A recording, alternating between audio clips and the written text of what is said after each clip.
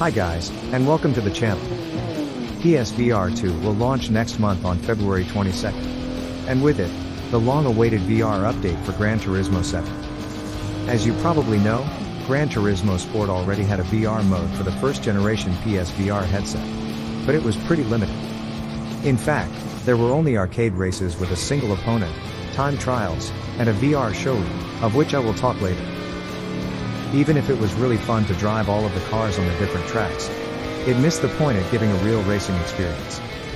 But this time, Kaz and his team dropped a bomb on VR industry by revealing that the game will have full VR support for the launch of PSVR2. That means that not only the campaign, but even the sport mode and online lobbies will be playable in VR. That's what many fans of VR and of Gran Turismo series have been craving for, and it will be the best addition to the game so far without a doubt.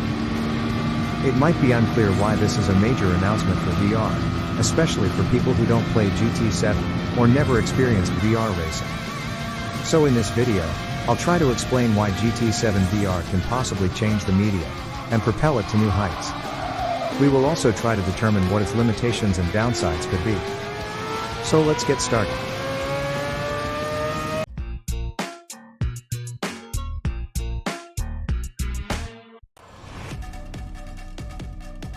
Thanks to the technologies included in the PSVR2, like the eye tracking and foveated rendering, the PS5 is now capable of delivering top-notch VR graphics as well as a high-end PC would do. The foveated rendering allows the PS5 to reduce the rendering workload by focusing its resource on the area the player is staring at, and greatly reducing the image quality in the peripheral vision. Here's the original, and here's the deep learning reconstruction. You won't notice it, and always have the best possible resolution while maintaining smooth performances. It's unclear at the moment, but we can expect the game to run at a constant 60 FPS, and possibly with a higher reprojection, since PSVR2 is capable of displaying up to 120 frames per second.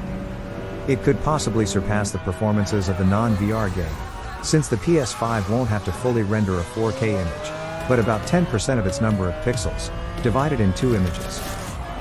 According to Meta, the foveated rendering can reduce compute load by up to 95%, which would make the 120 FPS on PSVR2 less improbable than we could think. I'm not saying that GT7 will run at 120 FPS, but it will most likely perform as well or even better as on TV. The 4K OLED HDR panel will display bright colors and deep blacks.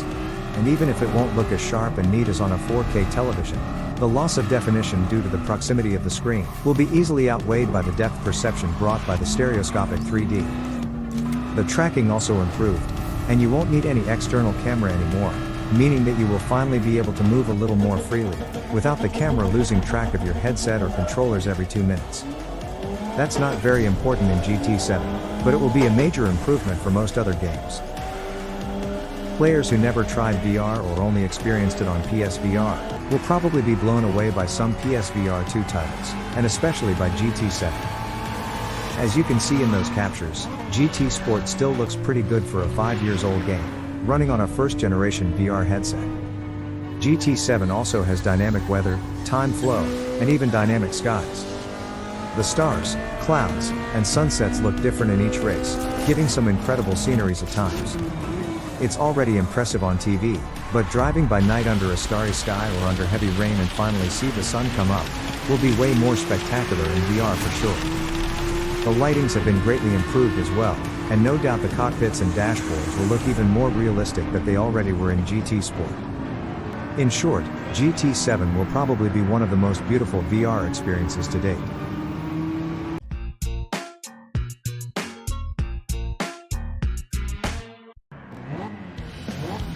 The landscapes look totally different in VR. Many times you will feel like discovering whole new tracks, and notice many details even if you thought knowing them by heart. The topography, the distances, the sense of speed, almost everything feel different, and ultimately better and more realistic than on flat screen. If you thought that Rally in Gran Turismo never was fun, you might want to try it in VR and reconsider your position. You will feel the slightest bumps on the road like you never had before, and the possibility to turn your head and focus on where you want to go will help controlling the car, especially while countersteering. And let's assume that it will be the same for drifting. It might not look that fast in the footage, but once immersed in VR, I can safely say that rally feels at least 2 times faster as it feels on TV. And I could say the same about karting. Driving the racing kart around the different tracks is a thrilling experience, and feels way faster in VR since you feel really low on the road. It's definitively not as thrilling as driving a real kart, but it does the trick. The sensations are really good, especially if you have a wheel set up with force feedback, and it may even be improved by the headset haptics. You will be able to look at 360 degrees and look into your mirrors and blind spots in a blink, which is probably the most valuable feature of VR racing. Being able to look at the cockpits in detail, like if you were actually sitting in the car, is a mesmerizing experience, especially with this unprecedented level of detail. It will make you want to try all of those legend cars that you would probably never approach in real life, nor in GT7 if you don't go for the grind. It will take hundreds of hours if you start the game now and want to get all of them. Anyway, once you get used to VR, it is really difficult going back to playing on TV. It feels flat, lifeless, and you will lack the immersion you had while playing in VR. If you're serious about racing games, VR is definitively something you want to think about after getting a wheel setup.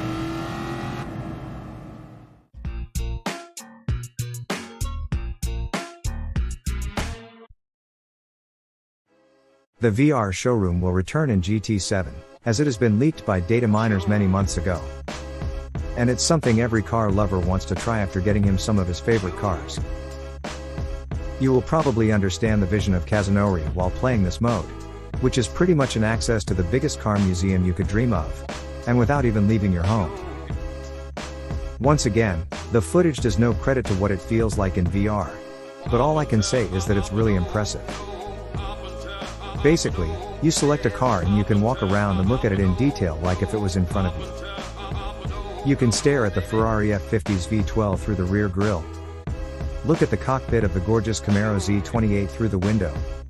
Or just play with the front lights of the iconic Ferrari 288 GTO and Lancia Stratos. The perfectionism of Kazunori makes that every single light bulb is perfectly reproduced. Of course you can watch in detail all the liveries you installed on your cars, including those Atasha liveries you could normally only see in Shibuya at night. No doubt anime fans will be thrilled. Maybe that GT7 will bring some new features to this mode, like the possibility to start the engine, or open the doors, even if I wouldn't bet on this one. Adding some background to make it look like a real showroom would be nice too. Another thing that's been leaked is the presence of VR replays. Some user apparently managed to find the submenu while playing the game with the PSVR plugged in. It will be a welcome addition since you couldn't watch replays in GT Sport VR. As seen in the footage, and unless there are no other options like a VR cockpit camera, the VR replays should consist of a series of static cameras placed alongside the track. As expected, it doesn't seem to work with the PSVR. But with the PSVR2 you should be able to look at 360 degrees, as if you were watching the race from the trackside. It might be quite impressive to see those hypercars passing in front of you at over 200 miles per hour, with stereoscopic 3D, and 3D audio.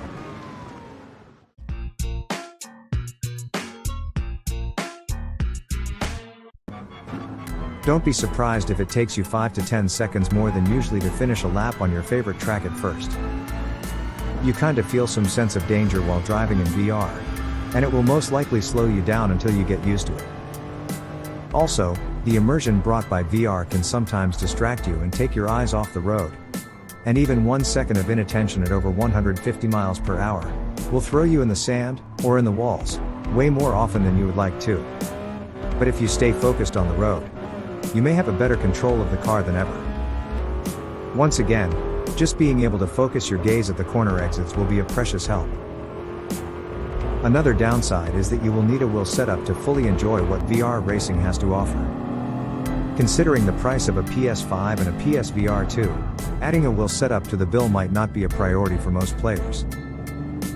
Those who just want to enjoy the game more casually will be able to play the full game with a controller, and even with gyroscopic controls. From my personal experience, playing with a controller was a little nauseating on GT Sport, but it might be biased by the fact that I wasn't very used to VR back then. This leads us to the last but not least drawback of VR, which is the well-named motion sickness. Almost anybody who plays VR for the first time will begin to feel dizzy at some point, usually within half an hour. We are not equal regarding this matter, and some players will be way more affected than others. But luckily, most people will grow VR legs with some practice, and overcome it. I couldn't play VR for more than 20 minutes at first, and now I can play GT Sport for 3 hours in a row without feeling any dizziness. What you have to do is playing really short sessions, something between 10 and 20 minutes at first, then gradually increasing your play time. What's even more important is to stop playing whenever you begin to feel uncomfortable. Hopefully, the improvements made with the PSVR2, including the headset haptics, improved frame rates, and reduced latency, will help prevent motion sickness. As far as I know, there are no reports of people being sick during the different showcases, so it might be a good sign.